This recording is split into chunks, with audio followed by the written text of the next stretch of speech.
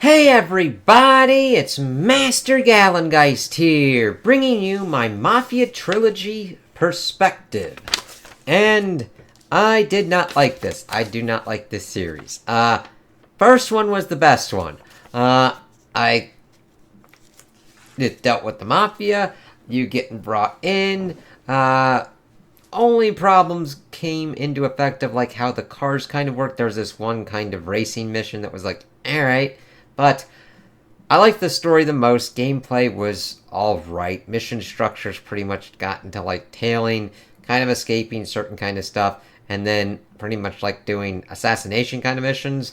And the covering and shooting mechanics were decent enough. So I was like, alright, let's kind of see how this goes from here. The second one just bombed even further because I played this on Steam, and these were like the definitive editions.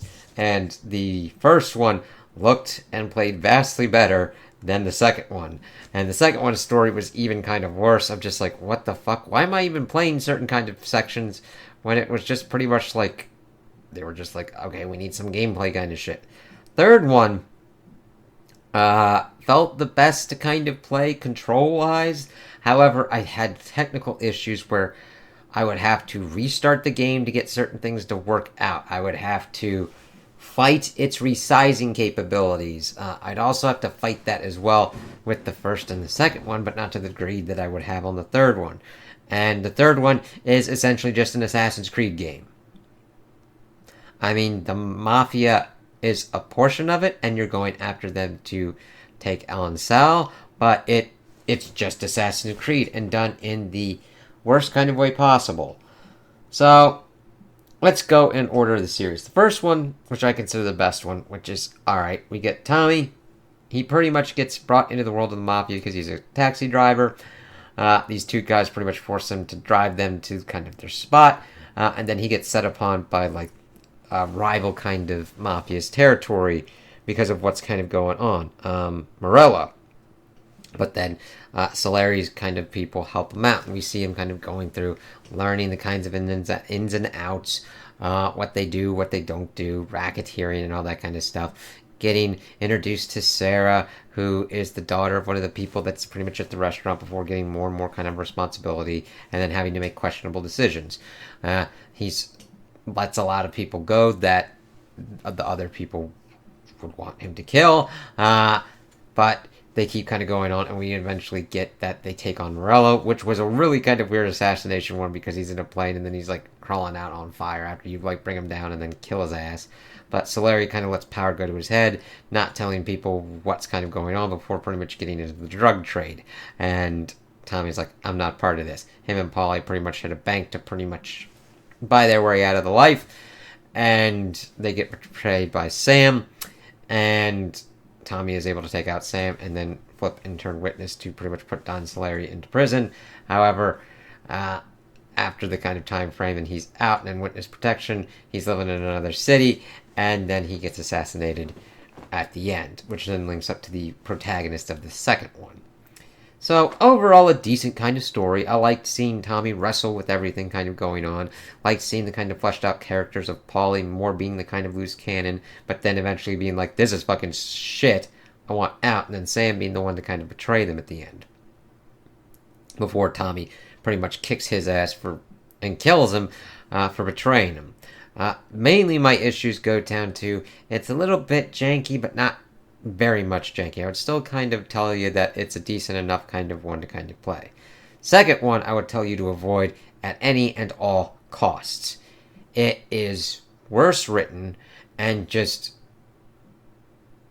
very shitty to play. You get into scenarios where like people can spawn behind you and kill you, forcing you to pretty much replay certain scenarios. The racism is just thrown at there there's a different kind of... You have to be careful on how you handle it. Because there's using it and understanding the context of the time, and then writing it like a 14-year-old edgelord who's just throwing it out there every which way but loose. Just because you can and for shock value. It doesn't really add much to anything in here of what's kind of going on character-wise is with Vito and Joe. It's just out there because, hey, it was that time, and they can be racist. It's like, okay. It just didn't add any kind of push and pull in the story-wise at all. So Vito, we see pretty much is in the military during World War II because he got arrested for shit, and instead of being put into prison, he's like, just ship me out to there. So we fight some Nazis for a little bit in the beginning, come back, Joe's able to get him out, and then we do weird kind of grindy ass shit. Well, it's not like we gotta get money. And then we also have to get money at the end as well. But the thing is, we see him kind of getting linked up with certain kind of families, but then linked up with other ones. He gets put into prison because he gets fucked over. It doesn't really feel much with a mafia kind of thing, except you're like going through and getting fucked over constantly, and then working with Joe. And Joe's kind of stupid, but not really. Gets killed at the end. We get this Leo Galante dude. We see that Vito and Joe were the ones that killed Tony at the end of the first one. But you're just kind of going around being like, oh, it's just random kind of mafia kind of shit to me. It just felt so much worse.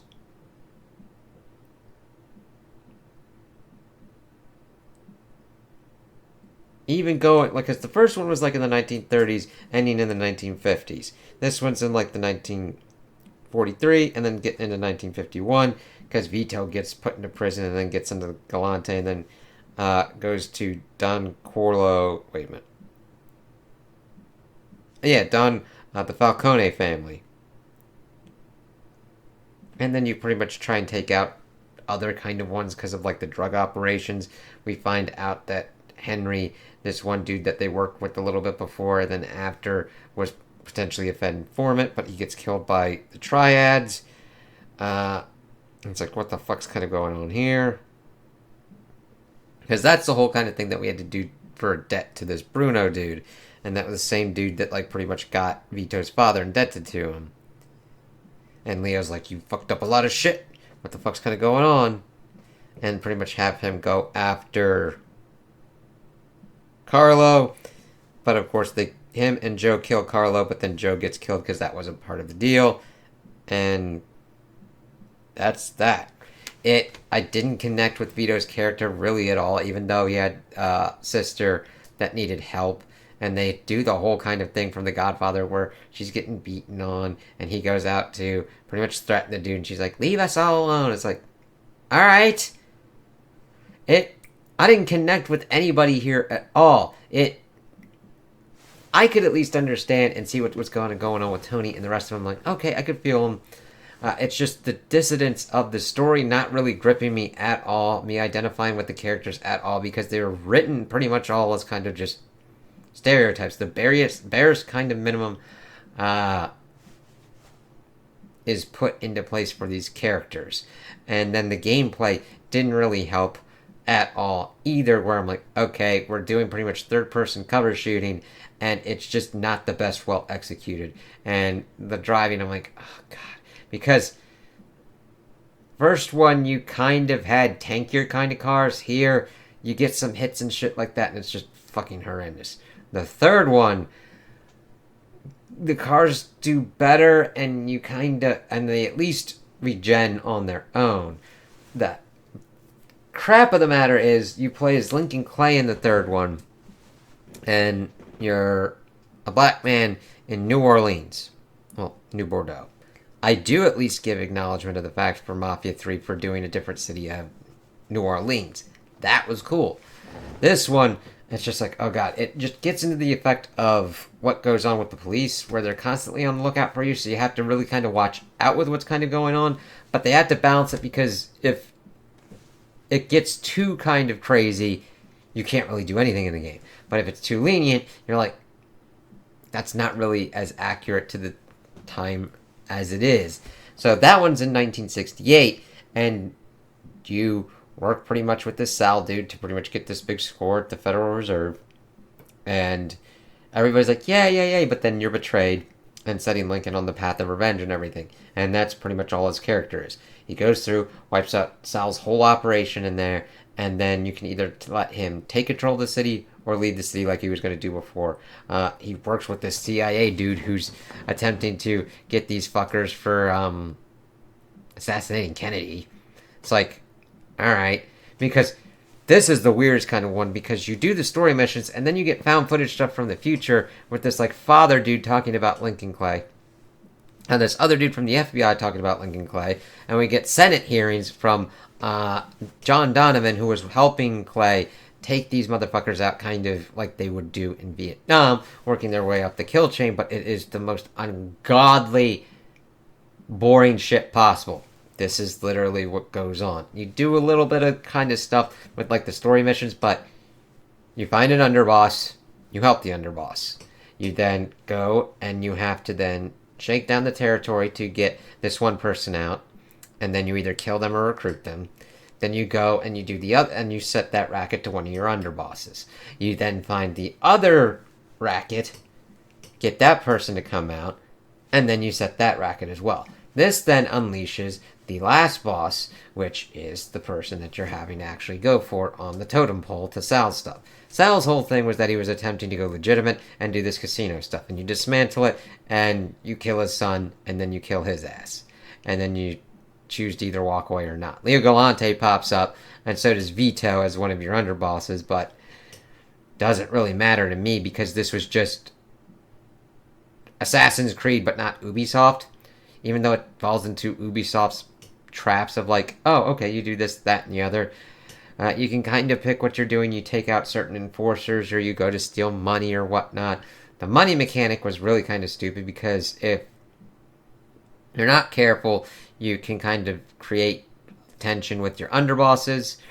And I didn't really connect with many of the characters because Lincoln was just on a one path of revenge, which I kind of connected on the most out of all of these. And then the other ones were just horrible people that fucking sucked. Cassandra taking over the kind of Haitian boss like gang that they had, and then Burke taking over kind of, well, did he take over the Irish one? He was just pretty much in the Irish one. And then Vito taking over the kind of mob one. They're all horrible assholes. So there was nothing for me to really kind of connect with, so I'm like, alright, whatever. Mainly it was the technical issues that really started popping up into play, where sometimes I would have to hit Control, Delete, get the task manager up to then click back into it because it was acting like a complete and utter dill hole. This happened in all three of them. The worst of the stuff going on with Mafia 3. And then getting in and out and just having weird glitches and shit. It was not a pleasant time whatsoever. I mean, at least I had kind of more of a story kind of going on than in the second one, where it just was like random shit strung together. And the barest minimum of the story, where you're like, okay, we want you to do this, that, and the other. And just, it's essentially like watching an action movie being strung together by set pieces, and then attempting, like, you watch the movie in real time, trying to figure out what the plot is, because there is no plot. It's just the loosest. We want this set piece, and this set piece. We want a giant shark set piece, where you have to jump the shark. We want a car set piece, where you're driving through the streets of Italy.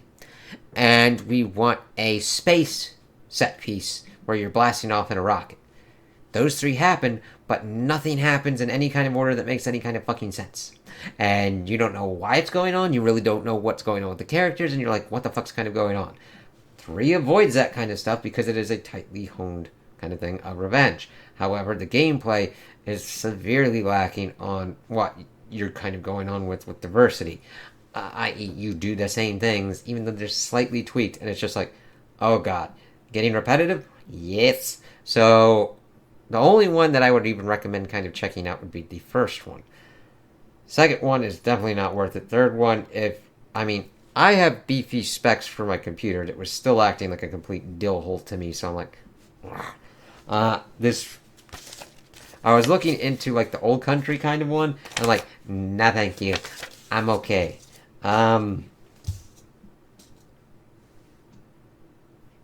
Yeah, Ooh. Now, I do think that the racism and stuff was handled better in the third one, because it at least didn't it at least factored into what was kind of going on with Lincoln Clay going to Vietnam, coming back from Vietnam, his relationships with a lot of other kind of people, why they made certain decisions, what was going on, instead of just, hey, we're set piece kind of stuff, let's write this edgelord style and just have as many kind of slurs as possible in here and just kind of fuck around. However, it still had issues on that kind of front of just, okay, your execution just needs to be a little bit better on what's kind of going on here. And I think a lot of that stuff could have been tied in more with the plot of what was going on. Yeah. These are a mess. I'm glad I played them to understand that this is a franchise that I'm okay not dealing with. The biggest issue that I had with the first one was that fucking race where I switched from keyboard and mouse to controller just to have a kind of better shot, and it's like, it's the only kind of race you got, and you just got to keep playing through it. I could understand that being a difficulty kind of gate for people, and I just want to warn you that ahead of time. It's like, what the fuck? It's the only time you get those kind of race cars and how they kind of drive and feel, so go for it if you want, but if you're like, I don't really care that much about it, you're good on just leaving it alone. So, yeah, I'm done with this series, and I really wouldn't recommend it. There's a lot better ones out there, a lot better ones that deal with the Mafia as subject matter, where you actually have a plot and gameplay that would actually pretty much go better with it. Not a lot of it's popping off the top of my head, because I was mainly focusing on dealing with these. So, yeah, those are my opinions on the series, on the trilogy. Tell me what you guys think in the comments below. If you liked them, if you didn't like them, if you agree with me, if you disagree with me. Also, like and subscribe, and I hope you have a good day.